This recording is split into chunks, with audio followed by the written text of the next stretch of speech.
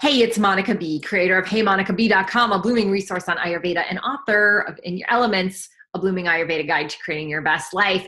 I got a question from one of you, and it's a great question that I think many people struggle with. She asked, I get frustrated because it seems as if I sabotage myself with the emotional eating. I do all the work of PK, which is Panchakarma, which is a big old cleanse in Ayurveda, where we totally detoxify and then rebuild the body back up fresh. We rejuvenate ourselves. So she says she does all this work, and I try to best keep up with good eating habits, and then I fail and go off track. Do you have any advice? And actually, thank you for asking that wonderful question. I think it happens to all of us, whether it's in emotional eating or whether it's something else, maybe even just having more patience with each other, or telling yourself, I'm not going to get angry about this thing that happens, or I'm going to approach this situation different. Whatever it is, we all have something that we want to change. Emotional eating in particular is very, very common for a lot of people, and for several reasons. So I gave her 3 tips, and here's the first one. So ask yourself if there's any old beliefs about yourself that you're carrying around, like I'm not worthy of succeeding, I'm afraid of success, or I always fail at this, or whatever it is. You're going to have to ask yourself, like, what stories am I telling myself in a negative way? Because most likely, those are just beliefs. It's not the truth. It's not the truth. It's old stuff that we have had from a long time ago that somebody told us, or something we assumed, maybe as a teacher or a parent or whatever. They said something to us and it struck us. They said something enough times that it struck us. And now we've believed it. And the first thing is to understand what that message is. What is that belief that you keep telling yourself that might be pausing your progress, right? Because we tell ourselves the same story over and over in our minds. It becomes how we act. It becomes what we expect, right? And so ask yourself, is there anything that you have as a belief of yourself that just ain't true? Is there? Think about it, write it down, write it all down. You don't have to do it right now, but it's something to think about. And then I said, once you find out what that is, create a release around it. So for example, I said, this is no longer me. It is not the truth. It's just a limiting belief. I now release this because it no longer serves me. And I would give it a name, and I would say, I'm self-doubt is something that I no longer have interest in. I am confident. The self-doubt came from this place or that place. And now I'm taking self-doubt and I'm going to toss it out the window because it no longer serves me. I am loving. I am smart. I do my best every single day. And I have no room for self-doubt. Bye-bye. Send that belief out the window. Get rid of it. Make a ritual if you have to. You can burn something. I have a thing where I pick a leaf on a walk sometimes, and I carry the leaf, and I'm like, why am I carrying this around? Why is it so precious? Why is this negative belief so darn precious? And then I throw it when I'm ready. So practicing a release technique, and first finding out what that negative belief or several negative beliefs might be. The second thing I said is, hey, how much higher food are you getting? I think we think of food as food, like something we put in our mouth, but food is actually everywhere. Food is unconditional love. Food is surrounding beauty and the nature around us. Food is in loving and supporting people. Food is being able to create, whether you're a painter or a musician or a fashionista, you love to accessorize, do all these things, you decorate with cooking, gardening, all of these things is higher food. Hobbies that you love, right? The higher food. Work that you enjoy, higher food. All of these things are higher food. And when we have a life that's abundant of the higher food, we actually don't need the stuff to put in our mouth as much because we are fulfilled. We feel fulfilled and we feel loved. So ask yourself if you're receiving enough of the higher love.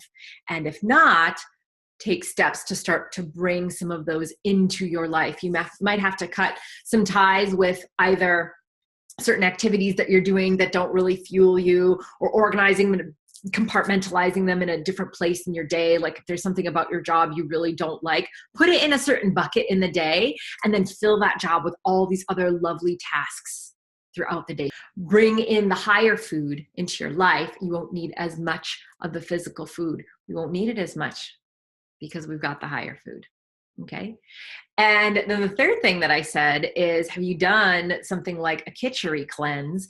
I don't know, for those of you that have done the Khichdi cleanse with me, awesome. For those of you that don't know what it is, Khichdi is what we call a Sattvic food. Sattvic or Sattva is pure harmony, purity.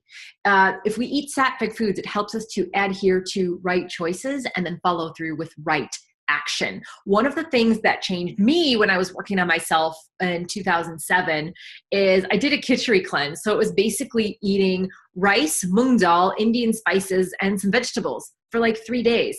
That's it. It's really simple. And at the time, I was like, okay, well, I'll try anything to get my head clear because I was spinning in so many different directions. I just thought, well, what the heck? It's not a mystery. I'm going to make this stuff at my house. It's not like a powder I have to buy and like stir with something. Like I know what's in this food. And it cleared me up. And my point is not necessarily that you have to do the Khichdi cleanse, my Khichdi cleanse me or anything like that, but starting to choose foods that are more Sattvic. So what are Sattvic foods? Some examples of Sattvic foods are fruits and vegetables. Plants are happy for the most part. There's some poisonous plants out there that are not happy. But for the most part, what we have exposure to are happy and healthy plants. They come from nature. Nature is us. When we eat them directly from the source, it fuels us with prana, life energy, and sattva, purity and harmony. Okay. Also, the fresh carbs and things that we can eat. So like rices and oats and barley and farro and even some pastas, right? Even our wheat, all of those have sattvic qualities as well. And so does milk and ghee. So all of these foods are true to nature. The goal is to get in as much Sattvic food as possible. We know we're supposed to eat a good amount of fruits and vegetables, right? We know that. But if there's any reason why to do that, it's because you're going to fill your body with the most pure stuff you can. And when we fill our body with the most pure stuff we can, our mind is filled with the most pure stuff. So we have a pure mind, we'll make better decisions. We'll follow through with right action. We might say, you know what? I have total awareness that I'm going to just eat that out of emotion. I'm going to have that bag of chips, or I'm going to have several of those candies, or whatever the case may be, whatever you're drawn to, be able to stop yourself and have the clarity to say, you know what? I'm going to make a new choice today. I'm not going to have that. I'm going to go ahead and make some herbal tea. I'll put some honey in it. And I'm going to sit down with some higher food, and I'm going to relax with a favorite book. I'm even going to light the fireplace, or whatever it is that creates a specialness around what you're doing. Bring in the higher food, making a new choice. And you might even ask yourself the question then with the Sattvic food, because you got clarity, what are my limiting beliefs? What are the stories that I'm telling myself? What's ingrained in my being? Yeah. So give these a try. Number one is figure out if there's any limiting beliefs that you're carrying around. If there is, release them.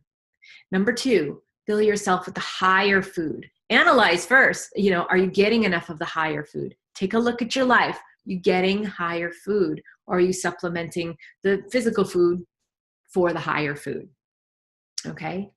And then number three is eat more Sattvic foods. If you want to know more about my Khichdi cleanse, I'll put a link below. That's totally cool. But that is something that can bring clarity within like 3 days. You feel totally different. You're able to start making better decisions. And if anything, it's a contrast. It'll show you how good you can feel. Oftentimes we don't know how bad we're feeling until we feel really, really good. And then we're like, what the fruit? Why is that feeling so bad? I want more of this. And then you come back and practice more of this. So those are my tips. And I thank you so much to my dear reader for asking this question. It's a brave question. And I know that she's not the only one. Many of us have this to overcome. So I thank you so much. go ahead and start practicing. Ask me questions anytime, Monica@heymonicab.com. And in the meantime, we'll keep bringing this Ayurveda to life. Mwah.